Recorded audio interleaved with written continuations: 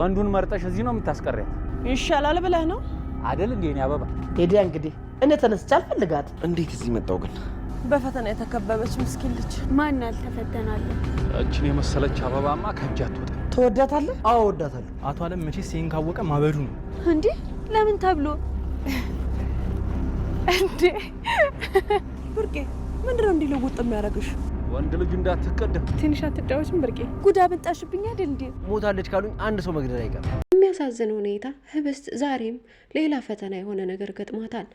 ብርቄ አሁን ላይ ንጉሱን የፈለገችው ስለመሰላት ህብስትን ወደ ወንዝ ወስዳ ወንዝ ውስጥ ገብታ እንድትሞት ለማድረግ እየጣረች ያለችበት ሁኔታ ላይ ትገኛለች። በሌላ በኩል በአምላክ የለችም ሞታለች ከተባልኩኝ አንድ ሰው በፍጹም አላስቀርም፣ ሁሉንም ጨርሳቸዋለሁ እያለ ከራሱ ጋር እያወራ ይገኛል። ታዲያ ንጉሱና ህብስት አንድ ላይ መሆናቸው ያልወደደውን መኩሪያም ሌላ ፈተና ሊሆንባት እንግዲህ ወንድ በመንደሩ በሰፈሩ የለም ተብሎ እስኪባል ድረስ በፍጹም አልጠብቅም፣ ንጉሱ ከቤት ሲወጣ ጠብቄ ይችን አበባ እኔ ቀጥፋታለሁ እያለም እየዛተ ይገኛል። ባለፈው ክፍል እንደምታስታውሱት በአምላክ መኪና ገጭቶት መንገድ ዳር ወድቆ የሚያነሳው ሰው አጥቶ ደሙ እየፈሰሰ ነበር ድራማው የተቋጨው። ዛሬስ በአምላክ ሞተ ወይስ በህይወት አለ የሚለውን አብረን የምናይ ይሆናል። ቪዲዮውን በላይክ ጀምሩ። የትም ቦታ ብትሄድ የልቧን ንጉስ በልቧ አንግባ የሄደችው ህብስት ዛሬም ከሄደችበት የማምላክ ፍቅር ተከትሏት ስቃይዋን እያበላት ይገኛል። ህብስት በተኛችበት ነበር በአምላክ መኪና ተገጭቶ ደሙ እንደ ጎርፍ ሲወርድ ስትመለከት የነበረችው። ደንግጣም እየተርበተበተች በአምላክ ሞተ እያለችም ከራሷ ጋር በቅዠት ስትዋኝና በእንባ እየታጠበች በነበረችበት ቅጽበት ንጉሱ ድንገት ይመጣል።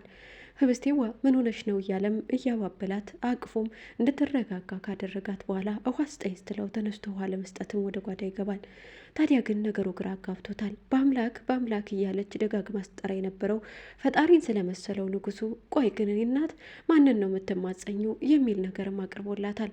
እሱም ተማጥኖ ስለመሰለው እንጂ እሷ ግን የልቧ ንጉስ በአምላክ በፍቅሩ ክንፍ ያለችለት ያ ትናንትና በነገሮች ሁሉ አብሯት የነበረው በአምላክን ነበር ስትጠራ የነበረችው። ታዲያ ለንጉስም አንድ ባንድ ዘርዝራ ታስረዳዋለች። እሺ በቃ የኔ እናት ብሎም ወደ ውጭ ይዟት ይወጣል። ወደ ውጭ ይዟት ወጥቶም እንድትረጋጋ ካደረጋት በኋላ ነገሮች ሁሉ ለበጎ ናቸው ብሎ የሆነችውን ነገር ይጠይቃታል። እሷን በጣም የሚቀርበውና በጣም ሁልጊዜም ከጎኔ የነበረ ሰው ነው፣ በአምላክ ይባላል። ዛሬ በህልም መኪና ተገጭቶ ሲሞት አይቼውን የደነገጥኩት ትለዋለች። ህልምን ልምበዩ ብሎም ያባብላታል። በአምላክም በመጠጥ ህብስትን የሚረሳት ይመስል ዛሬም መጠጥ ላይ ተዘፍቆ ሌሊቱን በሙሉ ያነጋል። ታዲያ ሌሊት ላይ አብነት ፈልጎ ሲያጣ ወደ አንድ መጠጥ ቤት ጎራ ይላል። ያገኘውማል። ሂሳቡንም ከፍሎ እባክህን እንውጣ ብሎ ደጋግፎ ወደ ቤት ይዞት ይሄዳል። ከቤት ወስዶ አስተኝቶቱም ጠዋት በማለዳ ተነስቶ አይኑን እየተመለከተ የጓደኛው ሁኔታ እጅግ በጣም ግራ አጋብቶታል። ምክንያቱም በዚህ ሁኔታ አይቶት ስለማያውቅ አብነት አሁን ላይ በአምላክ ያለበት ሁኔታ ልቡን ሰብሮታል። እባክን ለመረጋጋት ሞክር፣ ህብስትንም እናገኛታለን እያለ ሰካራም ቤት አይሰራም ከሰራም አያድርበትም እያለ ያፌዝበትና ይቀልድበት ነበር። ነገር ግን እሱ ቢቀልድም ውስጡ ግን እጅግ በጣም ሀዘን ላይ ነው። የህብስት መጥባት ለማምላክ ብቻ አይደለም ለአብነትም እጅግ በጣም አጉድሎበታል። አብነት እጅግ በጣም የሚወዳትና የሚሳሳላት እንደ ታናሽ እህት የሚያት ህብስት አድራሻዋ ጠፍቶ እዚህ ያለች የሚል ሰው ባለመኖሩ እጅግ በጣም አዝኗል። በሌላ በኩል አሁን ላይ በአምላክ በልቡ ያነገሳት ያቺ የልቡ ልዕልት በንጉሱ አይን ውስጥ ገብታለች። ንጉሱ አሁን ላይ የልቡን በር ከፍቶ አበባዬ ማለት ቢያቅተውም ግን ደግሞ ልቡ ግን ፈልጓት ከጅሏት ወደፊት ሚስቴ ትሆናለች ብሎ መልካም ነገሮችን እያደረገ ደስ ሊያሰኛት ከልቡ ጋር ቃለ መሐላ ፈጽሟል። ነገር ግን ደግሞ የእሱ ብቻ እንዳትሆን ሌላ አዲስ ተቀናቃኝ የራሱ ጓደኛ መኩሪያ ይችን አበባ የመሰለች ልጅማ በመንደሩ ወንድ የለም ተብሎ በፍጹም አይቀርም። ስለዚህ ንጉሱ ከቤት ወጣ ሲልልኝ ወደ እርሻ ሲሄድ አበባዋን እኔ ቀጥፋታለሁ እያለ ከራሱ ጋር እየተነጋገረ ይገኛል። ታዲያ ንጉሱም ወደ ገበያ ጎራ ብሏል። እነ ህብስትና ብርቄም አንድ ላይ ውሃ ሊቀዱ ወደ ወንዝ ወረድ ብለዋል። ታዲያ አብረው ወንዝ ወረድ ባሉበት ነበረ ታፈስም ብርቄም አንድ ላይ ሆነው እየተጨዋወቱ፣ ነገር ግን ብርቄ በአይኑ አስተያየቷ ምንም ደስ አይልም ነበረ። ንጉሱን ከሷ ነጥቃ የወሰደችባት ያክል ስለተሰማት ህብስትን እጅግ በጣም ጠልታታለች። ከዛ አካባቢ እንዴት አድርጋ ማጥፋት እንዳለባትም እያሰበች ትገኛለች። ቸውን እየቀዱም እየተጨዋወቱ በነበሩበት ቅጽበት ብርቄ የሆነ ያልሆነውን ስትናገር ህብስት አሁን ነገሩ ባይገባትም ነገር ግን ደግሞ ታፈስ ጠርጥራለች። ታፈስ የጠረጠረችው ብርቄ ለንጉሱ ያላት አመለካከት እጅግ ለየት ያለ ስለሆነ የንጉሱ አይን ደግሞ ያረፈው ከህብስት ላይ ነው። ስለዚህ ህብስትን ፈለጋት ማለት ብርቄ ልታጠፋት ትዘጋጃለች ማለት ነው ብላም በቃ እንሄድ እያለች ተነሽ ስትላት ድንገት ንጉሱ ከላይ ይመጣል። ሲያያችሁም ከቤት ነበራችሁ ብዬ ወደ ቤት ሲሄድ አጣችሁ፣ ስለዚህ ወደዚህ መጣው ብሎ ወደዚህ መምጣቱን ያበስራቸዋል። በቃ እኛ እንሄድ ስትልም ህብስት መሄድ አልፈለገችም። የአካባቢው ሰላም እጅግ ልቧን ማርኳታል። እዚህ መቆየት እፈልጋለሁ አለች።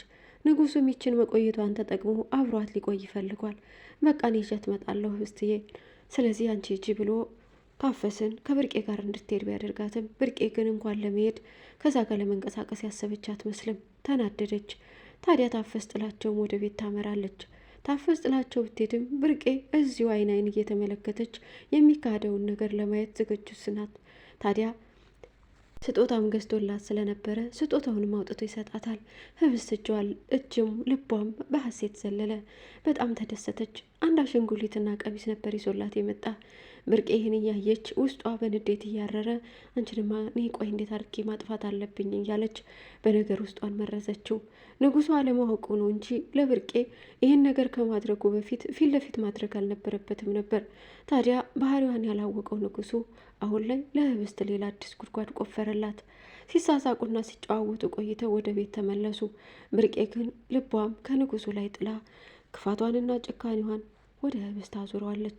ከቤት ተመልሰው ቡናቸውንም ጠጣተው እየተጨዋወቱ በነበሩበት ቅጽበት ድንገት መኩሪያ ይመጣል። መኩሪያ መጥቶም አይን አይኗን እየተመለከተ የህብስትን ይህችን አበባ የመሰለች ልጅ እኮ እዚሁ ቤት አፍስነሽ አስቀረሻት። እኔ ምልሽ መቼም ወንዱን መርጠሽ እዚሁ ታስቀሪያታለሽ ብዬ ነው ማስበው ይላታል። በዚህ ሰዓት ታፈስ እጅግ በጣም ትናደዳለች። ለእንግድነት የመጣችው መኩሪያ እንግዲህ አትዘላብድም ብላ ትቆጣዋለች። መኩሪያ ግን ቆይ ወደፊት የምናይ ይሆናል እያለ ከራሱ ጋር እያወራ ነበር። በሌላ በኩል በአምላክ አሁን ላይ የሚወዳትንና የሚያፈቅራትን ሴት በማጣቱ ህይወት ዝብርቅርቅ ብላበት ወዴት መሄድ እንዳለበት ራሱ አያውቅም።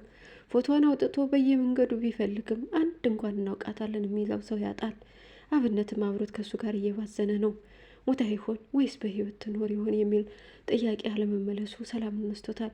ወደ ቤት ሲገባም የህፍቱ ስራ ጥያቄ የህፍቱ ስራ ልጅቷ አልተገኘችም ወይ እያለች ቤቱ ሊበላ ስለደረሰ በአምላክን ደጋግማ መጨቅጨቅ ጀምራለች።